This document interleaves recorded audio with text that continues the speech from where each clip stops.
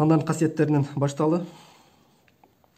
Сандардын касиеттери деген биз билген эле ошол 1, 2, 3, 4 деп ушул математикада колдонуп жүргөн эле сандар. Так сандар, анан жуп сандар деп. Так сандар булар 1, 3, 5, 7, 9, 11 деп ушинтип уланып кетилет. Ал эми жуп сандар 2, 4, 6, 8 булар жуп сандар болуп эсептелинет. Негизи булар баягы баарыңыздар эле математиканы билесиздер, эми бир кайталоо сыяктуу эле болушу мүмкүн. Кээ бирлерине кайталоо сыяктуу, кээ бирлерине балким билбей калган жерлери болсо, билип алганга жакшы болот. Сандар ушул 2ге бөлүнбөгөн, так бөлүнбөгөн сандар. 2ге бөлүнгөндө так бөлүнбөйт. А жуп сандар болсо 2ге бөлүнгөндө так бөлүнө турган сандар. Ушул сандар андан кийин эле бул сандардын тууралуу эрежелери бар. Биз кошуу, кемитүүдө көбүнчө колдонобуз эрежелер. Бул эрежелер кандай десеңиздер, бул жерде биринчи эрежеде айтат, ж деген жуп сан деген. Жуп сан, т деген так сан. Жуп сан менен так санды кошуп же кемитсек, барабар ар дайым так сан болуп чыгат дейт. Мен бул жерде бир мисал жазыптым. 2 менен 3 кошсок 5, 5 бир так сан. 2 менен 3'tü кемитсек -1, -1 дагы бир так сан. Ошондой эле кийинкинде жуп сан менен жуп санды кошуп же кемитсек, барабар ар дайым жуп сан келип чыгат. Мисал жазайлы. 2 плюс 2 десек, 2 деле жуп сан, башка сан жазайын, 4 дейли. 2 кошу 4 6, 6 жуп сан билесиздер. 2ден 4'tü кемитсек -2, -2 дагы жуп сан. Андан кийин так сан менен так санды кошуп же кемитсек, ар дайым жуп сан болот дейт. Сразу мисал жазайлы.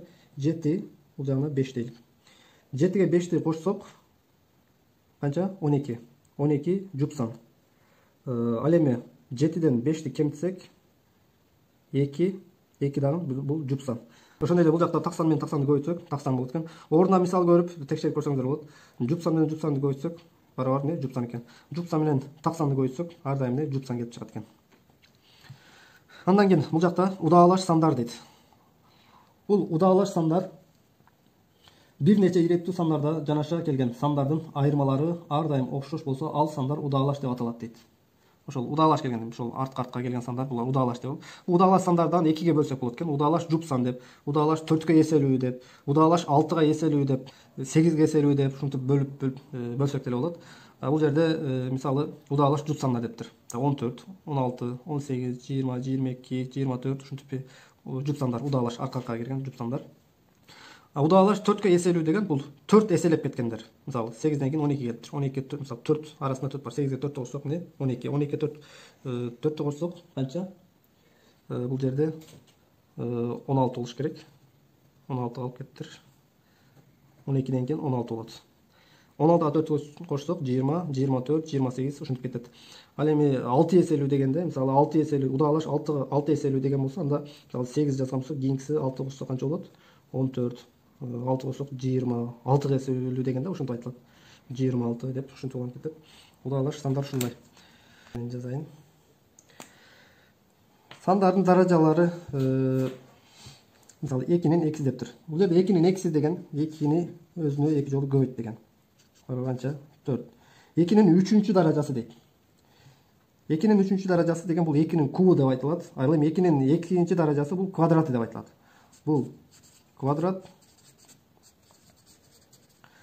2-нин 3-чү даражасы деген бул 2 көбөйтүү 2 деген. Барабар канча? 8. Демек 2-нин 3-чү даражасы 8 экен. А биз 3-чү даражасыны куб деп айтабыз. Кубу деп айтабыз. 2-нин кубу деп айтылат. 2-нин кубу эмнеге барабар экен? 8ге барабар. Ал эми 2-нин 4-чү даражасы. 2-нин 4-чү даражасы деген 2-ни өзүнө 4 жолу көбөйт деген. 2-ни өзүнө 4 жолу көбөйт деген. 4 жолу көбөйтсөк канча? 16. Ал эми 3-түн 5-чи даражасы дейт. 3-түн 5-чи даражасы 3-тү өзүнө 5 жолу көбөйт деген.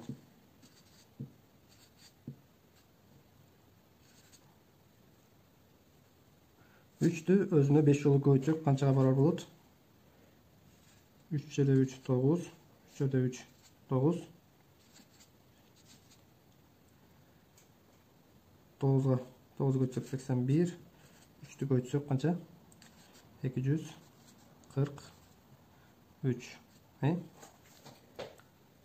243. Демек 3'түн 5-чи даражасы канчага барар экен? 243 барар экен. Эми бул жерде A'нын B даражасы дейт. A'nın B darajасы деген. Демек, бұл жерде A'ны B жолу өзүнө көбөйт деген бұл жерде. A көбөйтүү, A көбөйтүү, A көбөйтүү, не ушинтип улам кете берет. Бұл жер канча? Эгер A бизге канча берилген болсо, ошончо. B канча берилген болсо, ошончо. Демекки, A'ны өзүнө B жолу көбөйт деген. Мисалы, A'ны B'нын ордуна 3 деген болсо, A'ны 3 жолу өзүнө көбөйт деген маани. Жөнөкөй жана курама сандар. Жөнөкөй сандар өзүнө анан 1ге бөлүнөт.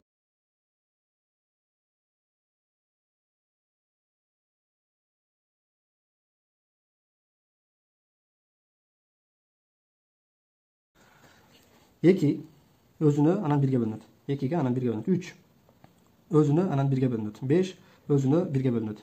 7 дагы ошондой эле. 7, 11, 13, 17, 17 деген кайсы сан бар? Мисалы 19. Курама сандар. Курама сандар бул жөнөкөй сандардан куралган сандар. Жөнөкөй сандар. Курама сандар деген. Курама сандар булар 2ден көп бөлүнүүчүсү бар сандар. Каалагандай курама санды жөнөкөй сандардан көбөйтүүсүнө ажыратууга болот дейт. Бул ошол жаңкы жөнөкөй сандардан куралган сан. Мисалы 4, 2 көбөйтүү 2. Мисалы жөнөкөй сандан 2ден куралган сан. 6, мисалы 2 менен 3-үн көбөйтүүсүнөн чыккан сан. Мисалы 8.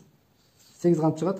8 мисалы 2 көбөйтүү 2 көбөйтүү 2. Барабар канча? 8.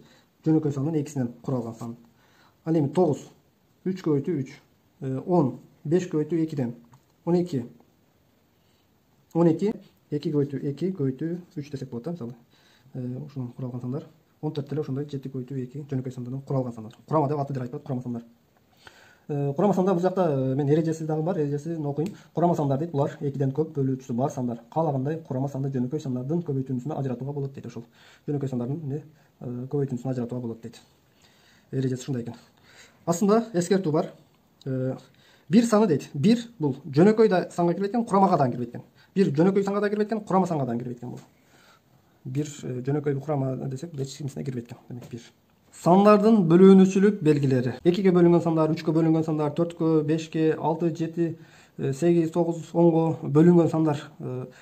Мисалы дейлик 1270 мисалы. 2ге бөлүнөбү же 3кө бөлүнөбү десек, бул жакта эрежелери бар. Эрежелерин билсек, оңой эле таап коебуз. Демек 1270 2ге кайсы санга бөлүнө турган болсо, эрежесин билсек, оңой эле бат эле тапсак болот да. Бул суроону жеңилдетет. Биринчи эреже. 2ге бөлүнгөн сандар дейт. Эгерде сандын акыркы цифрасы 2ге бөлүнсө, ал сан дейт 2ге бөлүнөт дейт. Акыркы 2 цифрасы 2ге бөлүнсө дейт. Бул эмне дегени? Бул жерде мисал жаздык. Мисалы, акыркы 2 саны кайсыл? 70. 70. 70 2ге бөлүнөбү? Бөлүнөт. 35, 35. 2 саны 2ге бөлүнсө, бул 1270 2ге бөлүнөт деген маани билдирет. Бир мисалда жазайлы. Мисалы 252 дейли. Акыркы 2 санын алабыз. 52-ни алабыз. 52 2ге бөлүнөбү? Бөлүнөт. 52-ни 2ге бөлсө канчадан? 26 дейт. Демек 52 2ге бөлүнсө 252 дагы 2ге бөлүнөт деген маани түшүндүрөт. Бул көбүнчө мисалы 10775 ушундай көп сандар мисалы 2ге 3кө бөлүнөбү дегенде бат эле ошол эреже карап эле таап койсок болот. Экинчи эрежеде, эгерде сандын цифраларынын суммасы 3кө бөлүнсө, ал сан 3кө бөлүнөт дейт. 1270-ти алып көрөлү. Сандын суммалары дейт. 1, 2, 7, 0. Суммаларını топтойлу. Канча? 3, 10. 10 3кө бөлүнбөйт. Демек 1270 3кө бөлүнбөйт экен. Башка бир мисал жазып көрөлү. 2451. 2 кошу 4, 5, 1. Канча болду? 6, 12. 12 3кө бөлүнөт. 12 3кө бөлүнөт. 4 болот. Демек ki бул 2451 3кө бөлүнөт экен. Төртүнчү эрежеде эмне дейт? Эгерде сандын акыркы 2 цифрасы 4кө бөлүнсө, ал сан 4кө бөлүнөт. Демек бул жерде 4 менен 2 бири-бирине окшош экен. Эгерде сандын акыркы 2 цифрасынан турган сан 4кө бөлүнсө дейт, ал сан 4кө бөлүнөт экен. Ошол 2 менен 4 бири-бирине окшош экен. Демек бул жерде 1270 4кө бөлүнөбү. Көрөлү. 70 канчадан болот? 1ден берсек деле 4, 3, 30 так бөлүнбөй калат экен. Демек 1270 4кө бөлүнбөйт экен. 4-нчү эреже. Эгерде дейт сандын акыркы цифрасы 5 же 0 болсо, ал сан 5ке бөлүнөт экен. Демек 220.345 мисалы не дейт? Бул жерде акыркы 5 акыркы цифрасы дейт. Акыркы цифрасы 5 же 0 болгон болсо 5ке бөлүнөт экен. Эгерде 20.451 болсо, акыркы цифрасы 1 эмне, бул 5ке бөлүнбөйт экен. 5 же 0 болсо 5ке бөлүнөт. Сиздер өзүңүздөр деле видеону токтотуп мисал берип иштеп көрсөңүздөр болот. 20.345 бул жерде акыркы цифра 5ке бөлүнө турган болсо, демек 20.345 5ке бөлүнөт экен. Муну калькулятордо деле эсептеп же өзүңүздөр деле эсептеп бөлүп көрсөңүздөр болот. 5ке бөлүнүп бөлүнбөгөнүн текшерип көрсөңүздөр болот. Кийинки эрежеде 5-нчи эреже. Эгерде бир сан 2ге да 3кө да бөлүнсө, анда ал сан 6га бөлүнөт экен. 2ге да 3кө да дейт. 2 менен 3'ün эрежеси кандай эле? 20.345 мен алып көрөйүн. 2'nin эрежеси кандай эле? Акыркы 2 цифрасы 2ге бөлүнсө, бул 2ке бөлүнөт дедим. Акыркы 2 цифрасы 2ке бөлүнөбү? 45 2ке бөлүнөбү? Так бөлүнбөй калат. Демек 2ке бөлүнбөйт. Демек бул сан 6га бөлүнбөйт. Башка бир мисал берип көрөлү. Акыркы 2 цифрасы 2ке бөлүнөбү? 2ке бөлүнөт. 3кө бөлүнөбү? 3кө бөлүп көрөлү. 46-ны 1 3 1 16. Демек 46 3кө бөлүнбөйт экен. Демек бул эмне? Бул дагы 6га бөлүнбөйт. X'га бул жерде 2 дагы берсек болот. 2ке бөлүндө 2 берсек 22 болот. 3күнү көрөлү. 3кө бөлүнүш эмне болуш керек эле? 3 плюс 2 плюс x плюс 2 барабар 3. 5 7 7 плюс x барабар 3. X'nin ордуна канча берсек 3кө бөлүнө турган бир сан келет. Бул барабар 3 эмес. X'nin ордуна канчаны берсек 3кө бөлүнө турган сан болот. 2-ни берсек болот. 7-ге 2-ни кошсок 9. Бул 9 эмне? 3кө бөлүнөт. X барабар 2. Эрежеси келип чыкты. Демек 3222 6га бөлүнөт экен бул жерде. Кийинки 6-нчы эрежеде эгерде дейт сандын акыркы 3 цифрасы 8ге бөлүнгөн болсо, ал сан 8ге бөлүнөт экен. Акыркы 3 цифрасы бул жерде. Мисалы 3563 десек, акыркы 3 цифрасы 8ге бөлүнсө, ал сан 8ге бөлүнөт экен. 5603. Демек 563 8ге бөлүнбөйт экен. Так бөлүнбөй калат экен. 3563 8ге бөлүнбөйт. 7-нчи эрежеде эгерде дейт сандын цифраларынын суммасы 9га бөлүнсө, анда ал сан 9га бөлүнөт. Мисалы 3560 дейли. 3 плюс 5 плюс 6 плюс 0 барабар канча? 8 14. 14 9га бөлүнбөйт. Демек 3569га бөлүнбөйт экен. Башка бир мисал берип көрөлү. 954. 9 плюс 5 плюс 4 плюс барабар канча? 18. 18 9га бөлүнөт. 2ден тиет. Демек бул жерде 954 9га бөлүнөт экен. Бөлүнөт дейт. Ошондой эле кийинки эрежеде эгерде сандын акыркы цифрасы 0 болсо, ал сан 10го бөлүнөт. Мисалы 100.768 деп мисал берели. Аягына 0 коелу. Аягы 0 болсо, 10го бөлүнөт сөзсүз түрдө. Эгерде аягын башка бир сан болуп калса, 0дон сырткары бөлүнбөйт экен. 10го бөлүнбөйт экен. Санды көбөйтүүчүлөргө ажыратуу дейт. ЭЧЖБ дейт. Эң чоң жалпы бөлүнүүчү дейт. Эң чоң жалпы бөлүнүүчү дейт. Бунун эрежеси экен. Бул бир нече сандын дейт. Бир нече сандын жалпы бөлүүчүлөрүнүн арасынан эң чоңу дейт. 8, 10, 16, 20, 40 ушинтип кете берет. Бул немеге бөлүнгөн? 80ге так бөлүнгөн сандар. 60га бөлүнгөндөр 6, 2, 3, 4, 5, 6, 10, 12, 15, 20, 30. Эң чоң жалпы бөлүнүүчү дейт. Экөөгө тең бөлүнгөн сан. Бул жерде эң чоң жалпы бөлүнүүчү сан кайсыл? 20. 20 экөөгө тең бөлүнгөн. Демек бул жерде 20 эң чоң экөөгө бөлүнгөн сан. Биз сандарды ушинтип бөлүүчүлөргө ажыратып, анан эң чоңун белгилеп отурбайлы. Бунун эрежеси бар, өзүнүн эрежеси. Бунун эрежеси 80 менен 60-ты алып алабыз и эң кичине бөлүнүүчүлөрдөн бөлүп баштайбыз.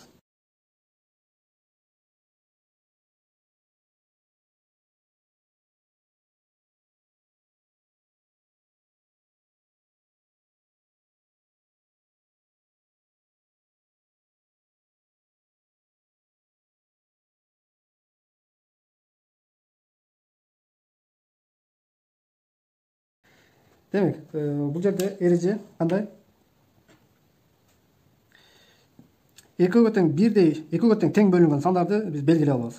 Мисалы, экөөгө тең бөлүнгөн сандар кайсы? Бул жерде 2 80 дан 60 да бөлүндү. 2 бул жерде белгилей алабыз. Бул жерде дан 2 40 дан 30 да бөлүндү, белгилей алабыз. Бул жерде бөлүнгөн жок, 20 эле 2-ге бөлдү, бирок 15 бөлгөн жок. Кийин, андан кийинки 5 бул жерде. 5ке да бөлдү, 15 да бөлдү. 5ти белгилей алабыз. И бул белгилеген сандарды биз көбөйтүп коебуз. Мисалы кайсы? 2 2 2 и 5, 2-ни 2 бөлсөк 4, 5, 20. Ережеси демек не экен? Бул экөөгө тең бирдей бөлүнгөн сандарды белгилеп, алардын көбөйтүндүсүнү жалпы бөлүнүүчүсү болот экен. Эң чоң жалпы бөлүнүүчүнүн эрежеси ушундай. Ал эми эң чоң кичине бөлүнүүчүнүн эрежеси кандай? Эң кичине жалпы бөлүнүүчү. Бул 2 же андан көп сандардын жалпы бөлүнүүчүлөрүнүн арасынан эң кичинеси. Экөөнү тең бирдей бөлгөн 60 бар, Муну кантип белгилей алабыз?